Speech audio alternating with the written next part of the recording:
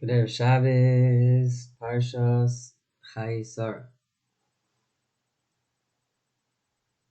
I try my best not to talk politics. And this isn't politics, and I'll try to keep any ideas of politics outside of the framework of this idea.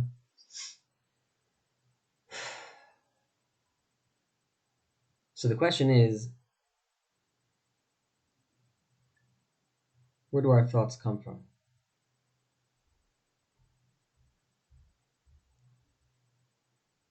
Sometimes we think that I thought, as if we are in control of our thoughts. But in reality, thoughts come to us. If we were in control of our thoughts, we wouldn't have so many negative thoughts. So sometimes we fall into that trap of thinking I thought, especially when it comes down to the successes that we have. I was successful, as opposed to Hashem. The knowledge that we've acquired and have transformed into Svarim, sometimes people take ownership of those Svarim, as if they were their thoughts. It's a funny thing. What would be our experience if we were in control of our thoughts? Well, over the last month plus, since this war, the thoughts that have been coming to my head, and specifically one, has been a question. That question is, how do we make Shalom? And it's not a question that came to my head anew. It was just formatted differently. The question of Shalom has been in our minds for thousands of years. My body that I've received from my ancestors, the same body. The genes remember the genes of my ancestors. The being that I am as a person, the being that we all are as people, are representatives of our ancestors. And we learn about Avram Avinu and how he interacted with the world. And we witness Shalom. It's not just Chesed that we witness from Avram Avinu. When he comes to sacrifice, Yitzchak the Malach comes down and says, now I know that you have Yirat Hashem. This avoda was about Yirat Hashem. It wasn't about Chesed. It wasn't about Ahava. Although, as Avram always does, he needs to find an opportunity to give to Hashem. He needs to have the Ahava, and that's why he looks up and he finds a different sacrifice. And that sacrifice was from a place of Ahava. But really, we learn so much more from Avram Avinu than just Chesed. And so my question is, how do you learn Shalom from Avram Avinu?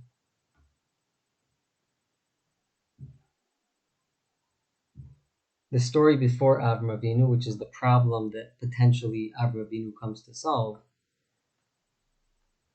is the story of Migdal Bavel. They were a group of people who had one language. They were able to communicate with each other. But what they did with the harmony and communication was for themselves. And when the harmony of communication is used for your ego to make a name for yourself, right, to make a shame for yourself, Hashem comes and he causes disharmony. And he makes it that the language of one individual and the language of the other individual is not the same. And that's because every single person has their own Bina. Bina is individual knowledge. Our knowledge is what gives us the framework of our understanding of the world. But it's individualized. There's a group knowledge called Chachma. That's just general knowledge out there. Every single one of us are individual. And that separate language where people can't understand each other is the cause of marriages falling apart. It's the cause of families falling apart. children and parents not being able to communicate properly.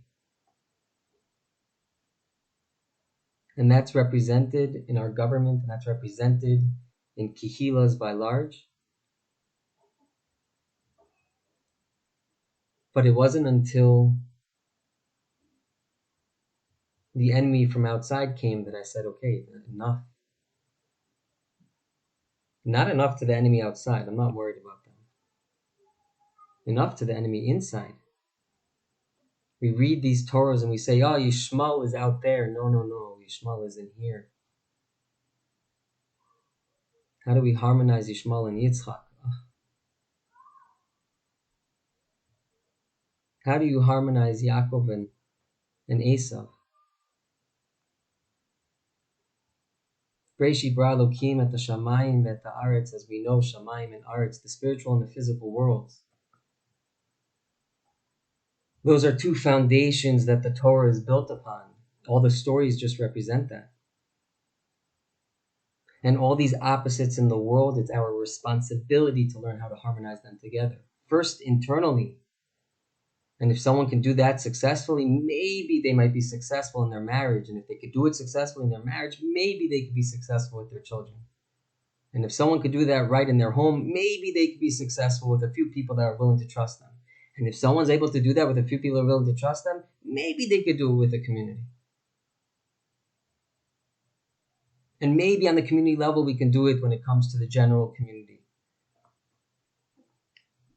But the people in leadership don't have the harmony in homes that they suggest.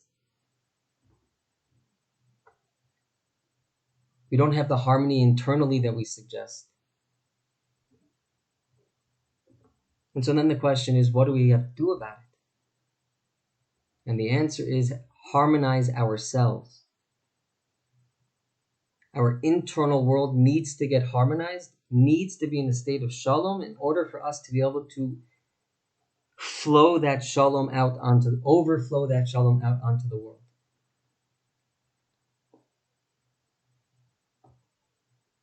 So how do we do that? Al kein ya'azov ish et aviv et imo v'davak v'ishto v'hayu lebasar echad. Aviv and imo, we know, are chachma and bina. We leave all the chachma and bina that we have, and first, we're davik b'isha.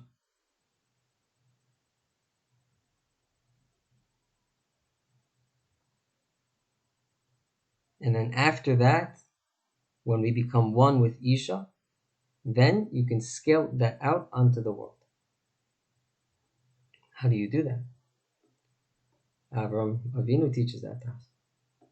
Hashem says to Avram, everything that Sarah says to you, do.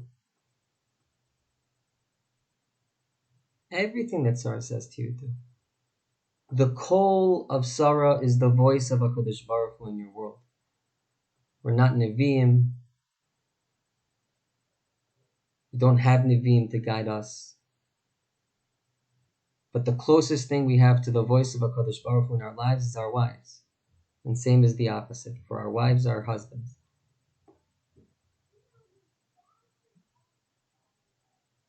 So how does Avram teach us Shalom? In every engagement that Avram Avinu has in the world, the engagement he has with every single person is a mirror of that person. Shalom is that you enter the other person's world. It's not that you're in a separate world. You're not disconnected. You're connected for the good and for the bad. People who are Bemet Rishayim, Avram Avinu kills. People who are Rishayim that he thinks that he can save, he davens for, he negotiates with the Kadosh Baruch Hu. But when does he get to the final success before Hashem is Midvarechim Bakol? B'nei Chet.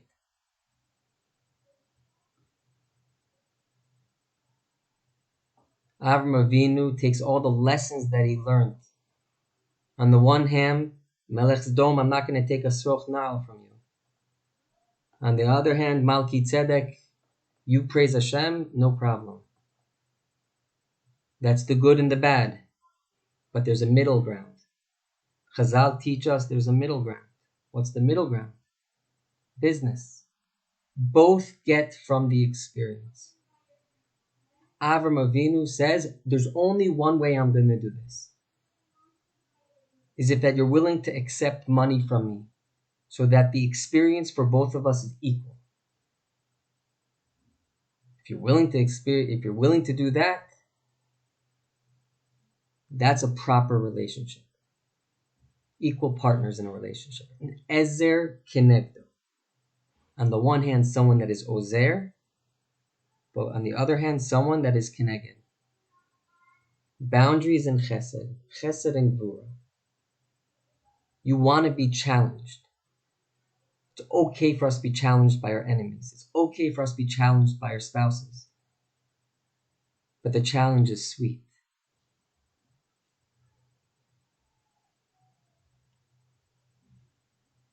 So what does Avram Avinu do? And what's the pinnacle of success for Avram Avinu?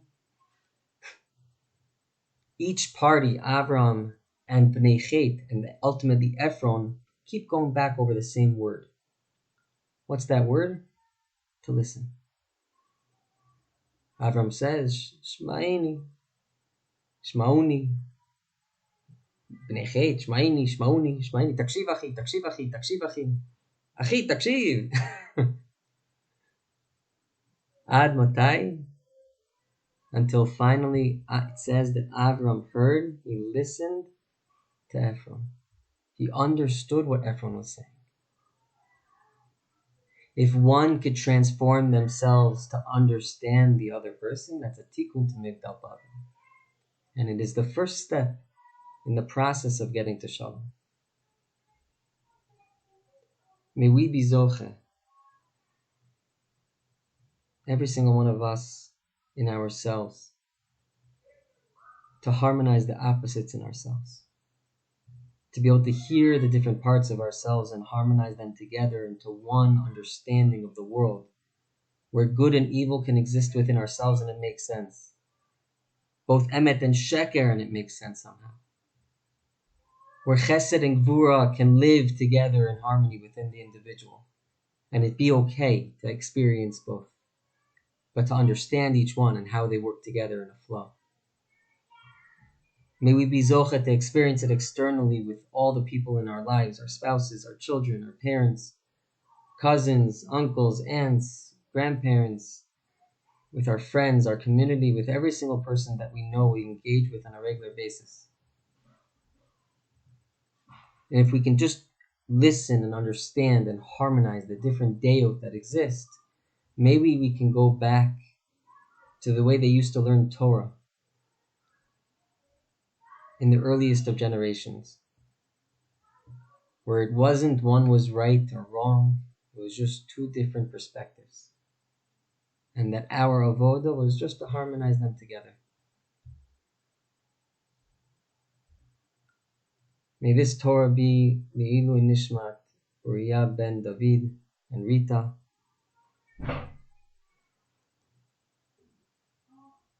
a tzaddik that was taken from us that lived right down the block, and for all the tzaddikim that have so far been taken from us. And Bezrat Hashem, we should get to Shalom quickly.